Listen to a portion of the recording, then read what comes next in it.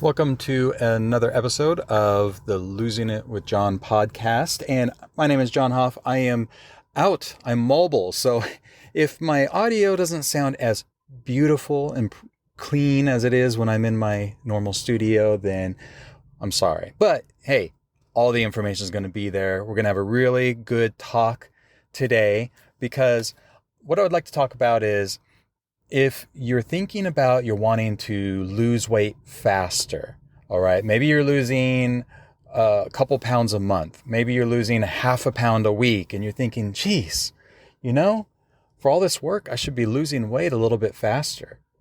Then I want to talk about that today with you because we need to set some expectations and what realistically we can do and maintain, and why perhaps you started losing weight in the beginning. Hey, everything was working great. Woohoo. And then all of a sudden, bam, it stops working so good. And you're like, what the heck? I haven't changed anything. So let's dive into kind of why that is, set a little bit of expectations on how much weight to lose per week. And then following that, maybe I'll give you a few little tips and pointers and and what to work on from there. Okay. So let's talk about how many calories. Okay. We're going to talk about calories for a moment. Now, I teach my students in a way that they don't have to count calories to lose weight. I mean, if you just use a little bit of common sense, looking at what you're eating, and I help people who, for the most part, have the weight that they have because they're consuming too much food. And if you can just make small little tweaks here and there, and very strategic ones based on whatever your particular reason is that you're overeating, because we want to focus on that, which we'll get to here in just a moment. But let's work on those things. And how can we dial things back a little bit? You don't really have to count every single calorie because, I mean, look, if you're like me, counting calories is like freaking pulling teeth out. It's like pulling my nails out. I don't want to count calories. I mean, I can do it for a day and then I get bored. And when you get overwhelmed and bored and it's tedious counting those calories, then you'll probably give up if you're like me. I would give up. I know I would if I did that. And I know how to count calories, and you can use apps. And listen, if that is something you like doing and it helps you to lose weight and stay on track, I'm all for it. I'm all for whatever works for you. But for a lot of people, the normal person who's trying to lose weight, they're not really into the whole exercise thing and everything. Counting calories can really be a bummer, can it? So, okay, but we do need to at least mention calories because they do factor in, and it gives you a little bit of expectation and understanding. It gives you some context. What the heck is going on? In general, okay, long story short, I don't need to go into all the nerdy math and everything on it, but the long story short is this: to lose 1 pound of body fat, you need to have lost, or you need to be in a 3,500 calorie deficit for the week, okay, over the course of 7 days. All right. And that's the way we like to look at it, is how many calories were you either in a surplus or a deficit over the course of 7 days.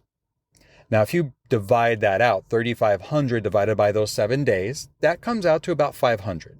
So that's why we say to lose 1 pound of body fat in a week, you should be in a deficit of around 500 calories per day, which equals about 3,500 calories for the entire week. Easy enough, right? Now, if you're losing more than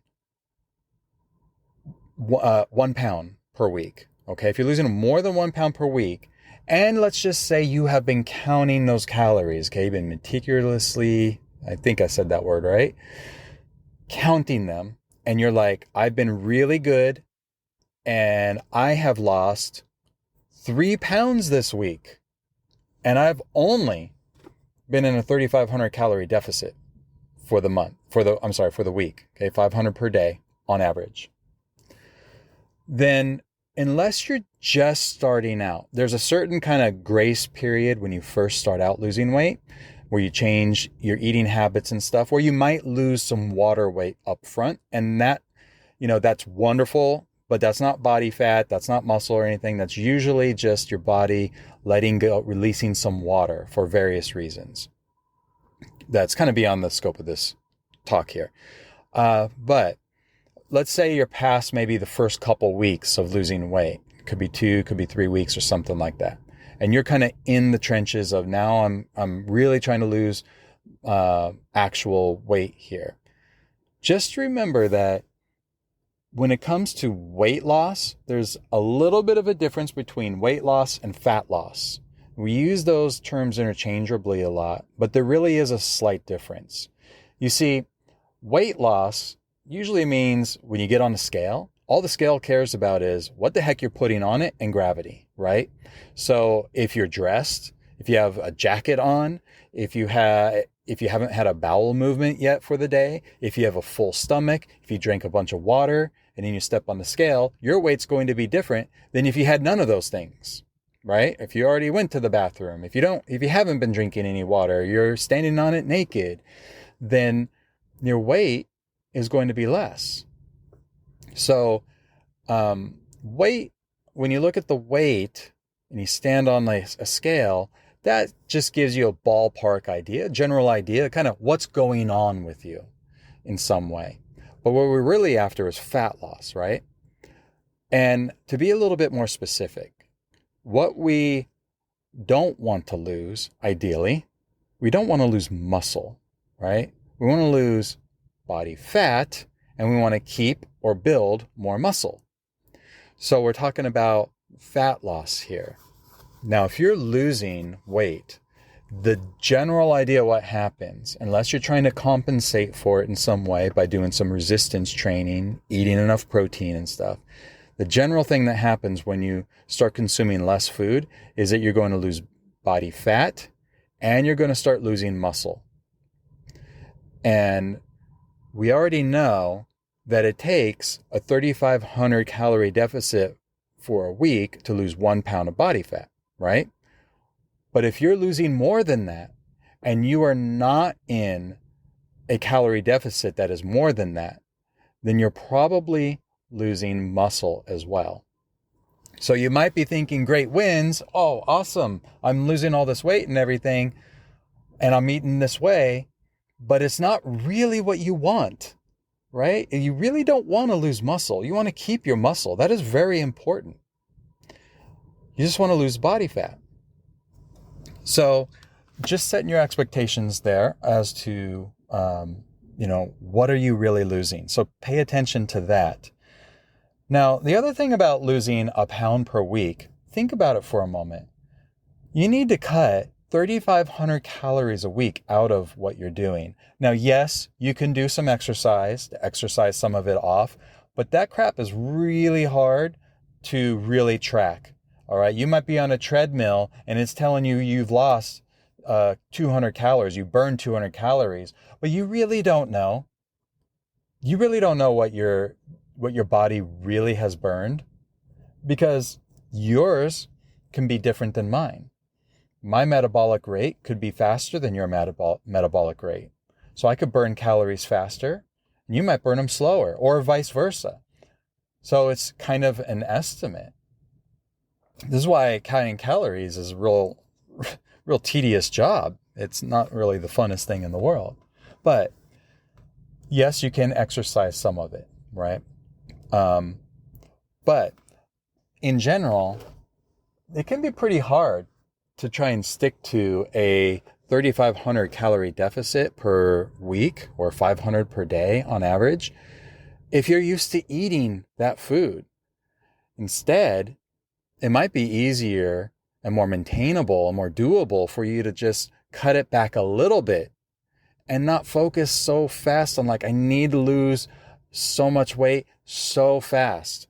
If you need to do a crash diet because you are in a competition, because if you are a model and you need to make a photo shoot, or you're an athlete or something, then you go on those freaking crash diets and you cut those calories way back because you can do it for a short period of time. But it's not meant to be a thing that you do forever.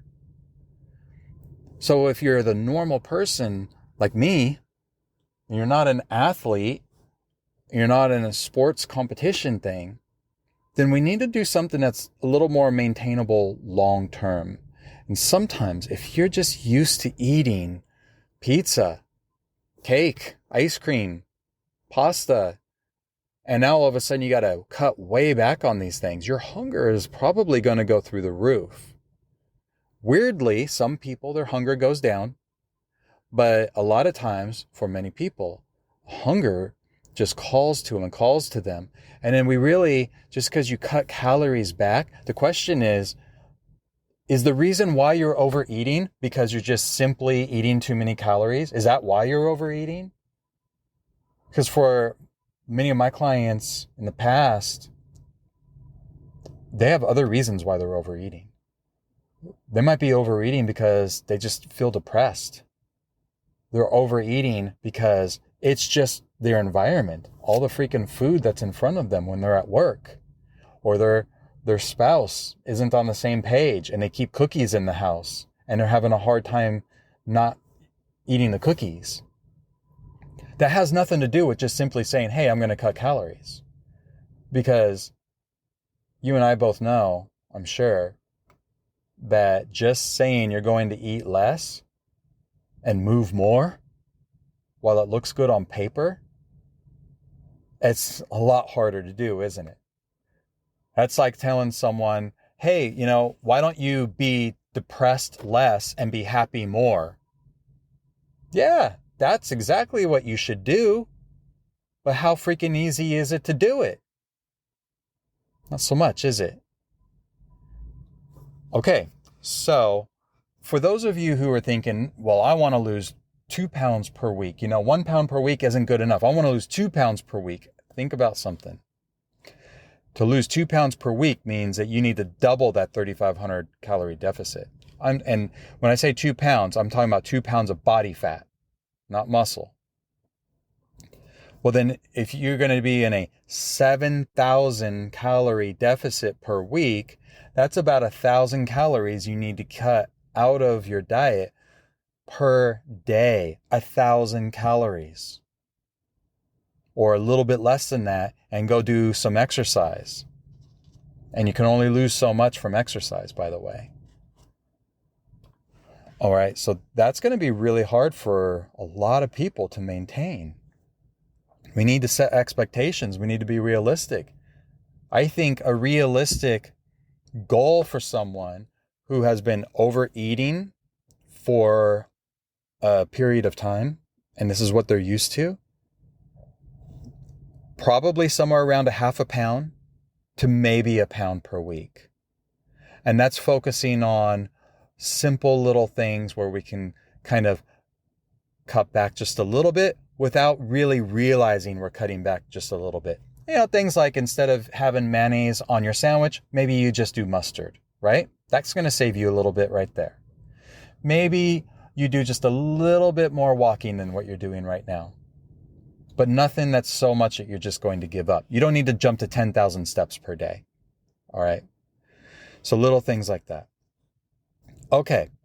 So that is, if you're trying to lose weight too quickly, you're going to run into some problems. One of it is being able to stick to it. The next one is this, and that is something called metabolic adaptation. I've talked about this one before, but let me kind of bring you a little bit more clarity on this, because what happens is you get yourself in that 3,500 calorie deficit per week. You're losing 1 pound of body fat per week, and you're like, sweet, everything's going great. I actually enjoy eating the amount of food that I have. I wouldn't want to go lower, but I'm good with what I'm eating now. I can maintain that. Well, guess what? A couple things are going to happen, which the end result is going to be your metabolic rate, okay? The rate at which you're burning calories, kind of just doing what you're doing, is going to lower. So if you were consuming, let's just say 3,000 calories per day, and now you've dialed it back to 2,500 calories per day by doing little cutbacks here and there, that's going to be, your normal was 3,000 for the day, 2,500 for, now you're cutting it back. At some point here, your body is not going to keep letting you burn 3,000 per day. It's going to say, you're only giving me 2,500 calories per day. You're throwing that much wood in the fire. I'm going to lower my metabolic rate. And now 2,500 calories per day is my new norm. That's your maintenance stage now. And what happens then is what was once working is now no longer working to make you lose weight or body fat, as I was saying, because the smaller you, let's just say you've lost weight, right? Let's say you lost 20 pounds. That 20-pound lighter you doesn't require as much energy to burn. It doesn't require as much of a metabolism to maintain as the person who is 20 pounds heavier than you. Okay, does that make sense? To put it in a different perspective, if somebody weighs 300 pounds and somebody weighs 100 pounds, the person who weighs 300 pounds, their metabolic rate is going to be moving faster because it takes more energy to maintain the person who is 300 pounds versus the person who weighs only 100 pounds. Now, there's something called the thermal effect of food, TEF.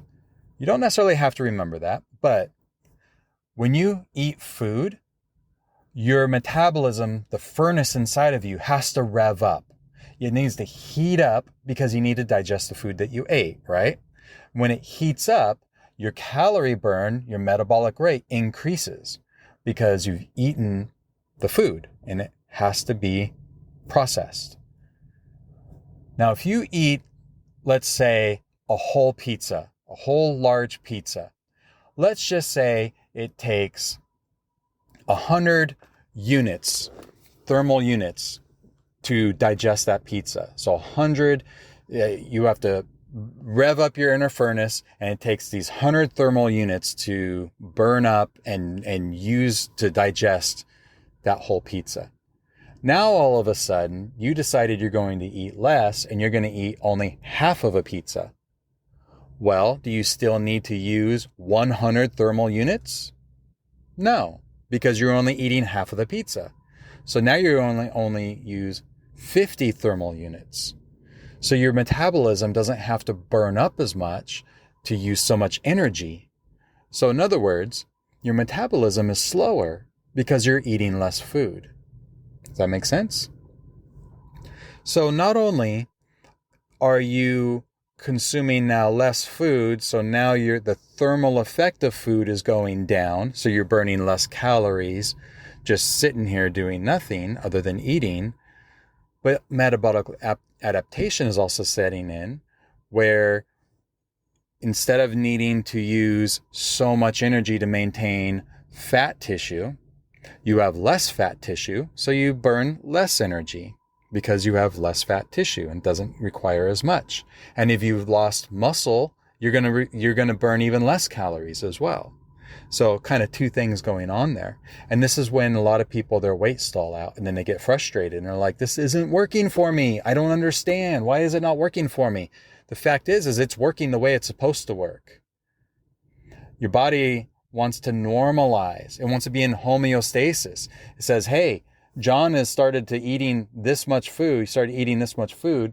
So I'm just going to make this the normal thing now. And it normalizes. That makes sense? Okay. So a couple little things to consider and start working on while you're doing this. One of them is, don't set yourself up to fail. Don't try to reach a goal or an expectation, especially per week or per month, that is just really not feasible. All right. Let's ease ourselves into this a little bit. You don't need to go hardcore at it. I'm not timing you. Nobody's timing you. You shouldn't be unless you're on a crash course diet because you have a wedding to go to and you're like, oh, I want to fit into that dress or something. Maybe then you do some kind of crash course diet. But in general, let's do what we can do and maintain. So figure out what that is.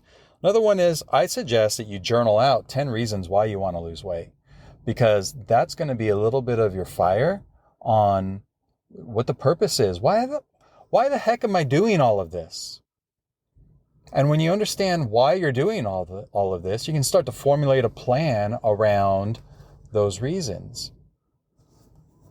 Another one I would say is, determine what's realistic for you. All right. What can you realistically do right now? Now, what you want to do, like you might see yourself down the road, like this is what all the things that I need to do. Well, you don't need to do all the things that you would be doing a year from now, right now, today. Let's focus on what's realistic today that you can do. And you can get to that place at some point. But we need to start somewhere just to get the ball moving, just to get motivation going, to get momentum going. And once momentum goes and you see some progress, you can keep the motivation high and you can keep going. And you ask yourself, what's next? All right. And then the other thing is, I think it's important for you to really think hard about this. Why do you have the weight that you have? Now, it might be physically the reason why is that you're overeating. Wonderful. But why are you overeating? Because if you just go straight to, well, I'm just going to eat less and move more, that's not going to fix anything. Again, that's like telling the person, hey, stop being depressed. Here's how you do it. Be depressed less, and be happy more. Well, why are they depressed? And if they fix the reason why they're depressed, guess what? They get the result that they want. So why is it that you're overeating? Why is it that you're consuming too much food? That might be an emotional thing. And if you focus on the emotional thing, or whatever that is for you, then you might find that all of a sudden your weight starts going down because you're working on the root cause and not just the surface level thing, not the reactionary thing that is happening. You're working on the cause of the thing. And it's super important to figure that out. And you can figure that out by just doing a little bit of self-awareness and understanding what's going on with you. If it's therapy you need, then maybe it's therapy instead of just going into an exercise routine and a cut calorie routine. Maybe it's therapy. All right. So with that said, I have a free course coming up, and I invite you to join it, because it'll probably be about 3 days. I'm working on it right now. And I'm going to uncover some of these reasons why perhaps you haven't been losing weight and what some of those roadblocks might be. Because once they're uncovered, then you can start working on what the real problem is. But you have to have the awareness first, right? So what I invite you to do is go to losingitwithjohn.com/waitlist. And there you can get on the wait list for the free course, and also when I'm accepting new students for my coaching program. All right, back to basics weight loss. Let's not make it more difficult than it needs to be. Let's just focus on the few things that we need to work on for ourselves. Instead of all the million things you could do to lose weight, let's work on the things that we need, that you need work on. Uncover what those things are, and then we can start formulating a step-by-step plan for that. So go to losingitwithjohn.com/waitlist. I'll see you there.